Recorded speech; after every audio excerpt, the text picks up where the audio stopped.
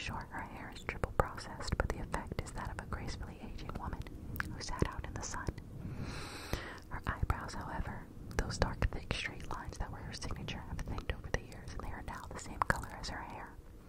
By the time she reaches me, I notice that she is not wearing any shoes, but instead, big, chunky knit socks. "Monique, hello," Evelyn says.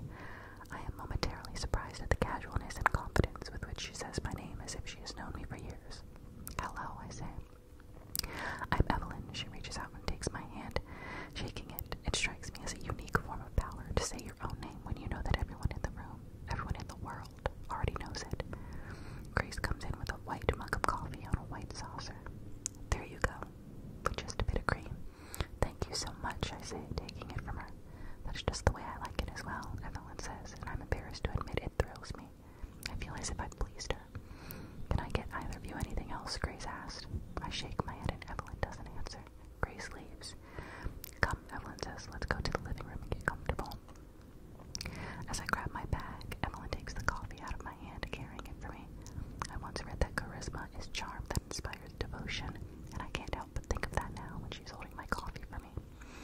The combination of such a powerful woman and such a small and humble gesture is enchanting, to be sure. We step into a large bright room with floor-to-ceiling windows. There are oyster-gray chairs opposite a soft slate blue sofa. This carpet under our feet is thick, bright, ivory, and as my eyes follow its path, I'm struck by the black grand piano and open under the light of the windows. On the walls are two blown-up black and white images. The one above the sofa is of Harry Cameron on the set of a movie. The one above the fireplace is the poster for Evelyn's 1959 version of Little Women. Evelyn, Celia St. James, and two other actresses' faces make up the image.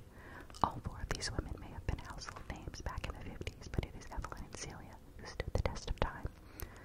Looking at it now, Evelyn and Celia seem to shine brighter than the others, but I'm pretty sure that's simply hindsight bias. I'm seeing what I want to see based on how I know it all turns out. Evelyn puts my cup and saucer down on the black lacquer coffee table. "Sit," she says as she takes a seat herself in one of the plush chairs. She pulls her feet up underneath her. "Anywhere you want." I nod and put my bag down. As I sit on the couch, I grab my notepad. "So you're putting your gowns up for auction," I say as I settle myself. I click my pen ready to listen, which is when Evelyn says, "Actually, I've called you here under false pretenses." I look directly at her, sure I've misheard. "Excuse me?" Evelyn rearranges herself in the chair and looks at me. There's not much to tell about me handing a bunch of dresses over to Christie's. "Well then, I called you here to discuss something else." "What is that?" "My life story." "Your life story," I say, stunned and trying hard to catch up with her. "A tell-all. An Evelyn Hugo tell-all would be, I don't know, something close to the story of the year. You want to do a tell-all with Vivant?" "No," she says. "You don't want to do a tell-all." "I don't want to do one with Vivant." "Then why am I here?" I'm even more lost than I was just a moment ago. "You're the one I'm giving the story to."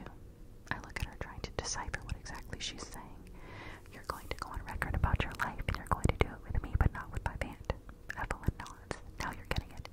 What exactly are you proposing?" There is no way that I have just walked into a situation in which one of the most intriguing people alive is offering me the story of her life for no reason. I must be missing something. I will tell you my life story in a way that will be beneficial to both of us, although to be honest, mainly you. Just how in-depth are we talking here? Maybe she wants some airy retrospective, some lightweight story published somewhere of her choosing. The whole 9 yards, the good, the bad, and the ugly. Whatever cliche you want to use, that means I'll tell you the truth about absolutely everything I've ever done. Whoa. I feel so silly for coming in here expecting her to answer questions about dresses. I put the notebook down on the table in front of me and gently put the pen down on top of it. I want to handle this perfectly. It's as if a gorgeous, delicate bird has just flown to me and sat directly on my shoulder, and if I don't make the exact right move, it might fly away. Okay, if I understand you correctly, what you're saying is that you'd like to confess your various sins. Evelyn's posture, which up until this point has shown her to be very relaxed and fairly detached, changes. She's now leaning toward me. "I never said anything about confessing sins. I said nothing about sins at all." I back away slightly. I've ruined it. "I apologize," I say. "That was a poor choice of words." Evelyn doesn't say anything. "I'm sorry, Miss Hugo. This is all a bit surreal for me." "You can call me Evelyn," she says. "Okay, Evelyn, what's the next step here? What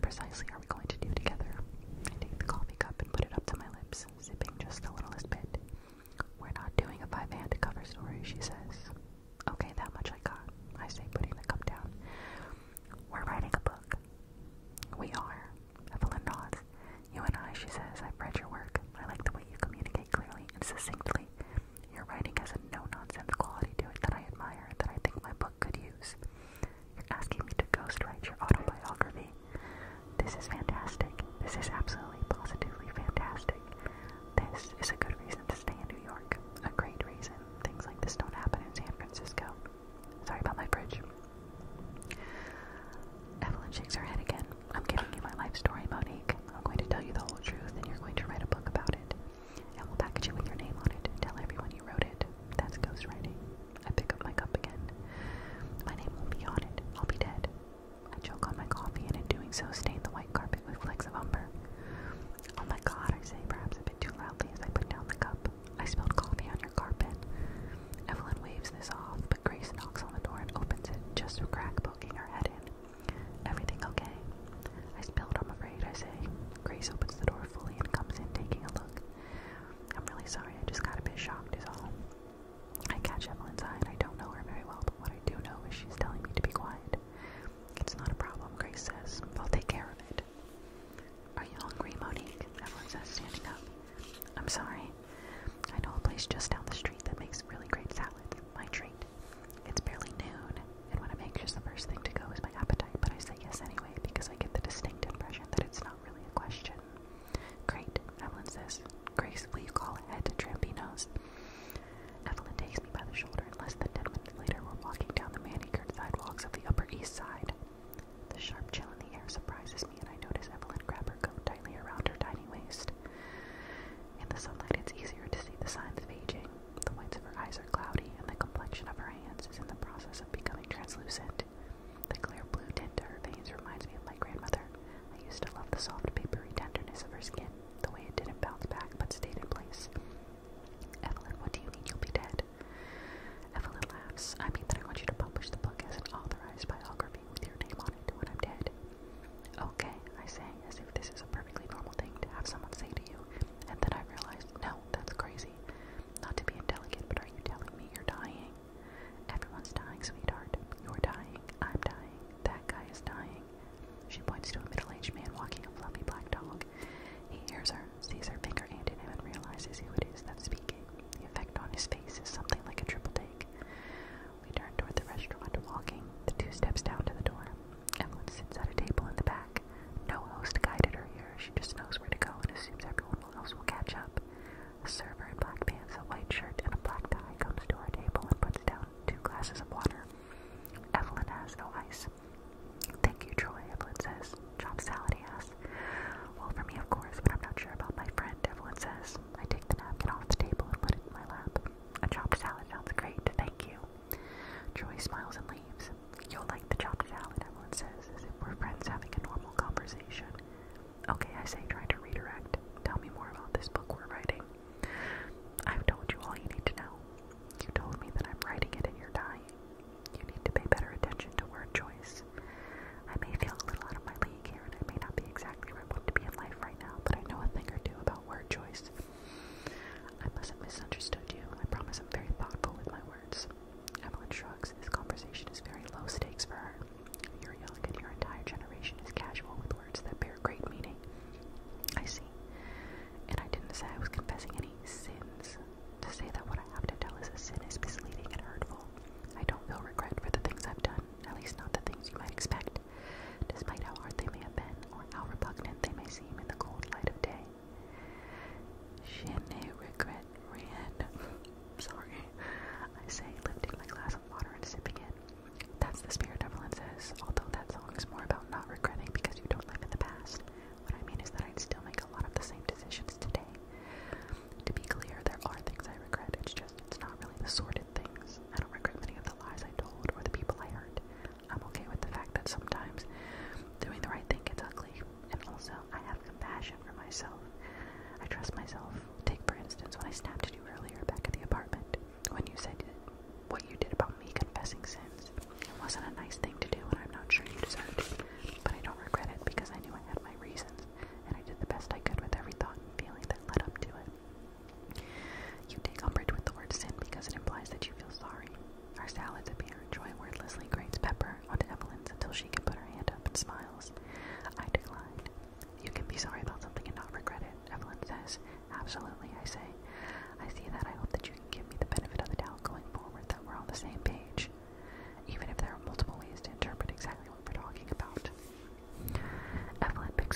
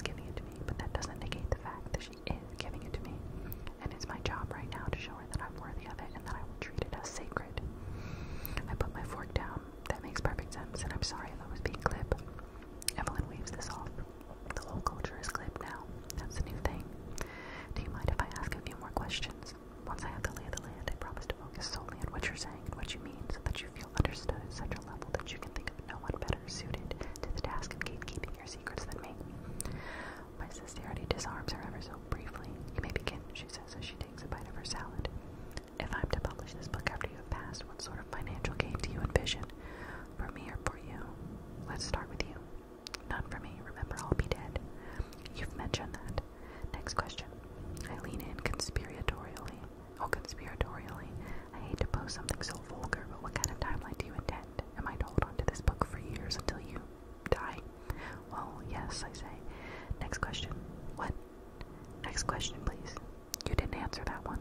Evelyn is silent. Alright then, what kind of financial gain is there for me? A much more interesting question, and I've been wondering why it took you so long to ask. Well, I've asked it. You and I will meet over the next however many days it takes, and I will tell you absolutely everything, and then our relationship will be over and you will be free, or perhaps I should say bound, to write it into a book and sell it to the highest bidder. And I do mean highest. I insist that you be ruthless in your negotiating.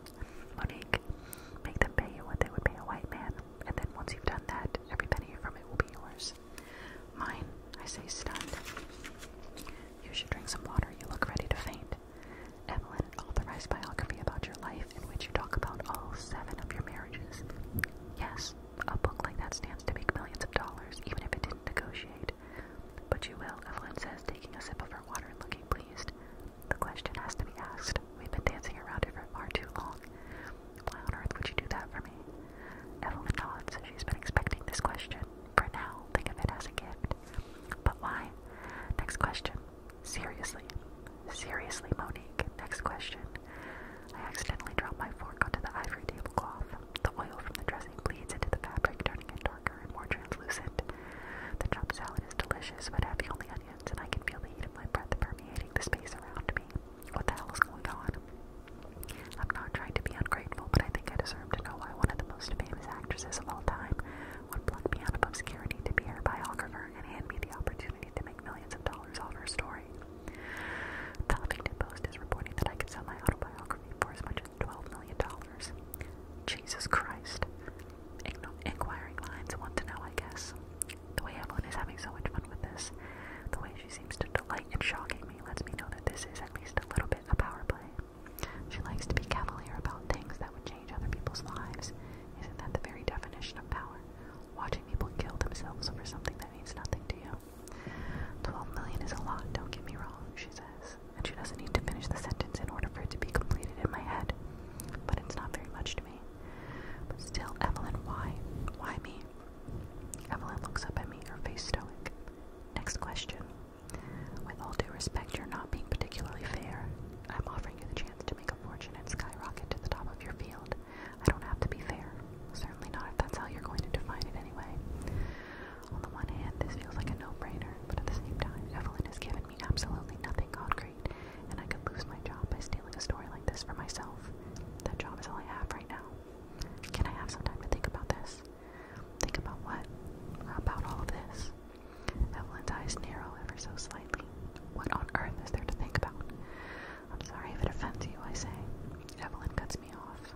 You haven't offended me. Just the very implication that I could get under her skin gets under her skin. There's a lot to consider, I say. I could get fired. She could back out. I could fail spectacularly at writing this book. Evelyn leans forward, trying to hear me out. For instance, how am I supposed to handle this with Vivant? They think they have an exclusive with you. They're making calls to photographers this very moment. I told Thomas Welsh not to promise a single thing. If they have gone out and made wild assumptions about some cover, that's on them. But it's on me too, because now I know you have no intention of moving forward with them. So what do I do? Go back to my office and tell my boss that you're not talking to Vivant, that instead you and I are selling a book.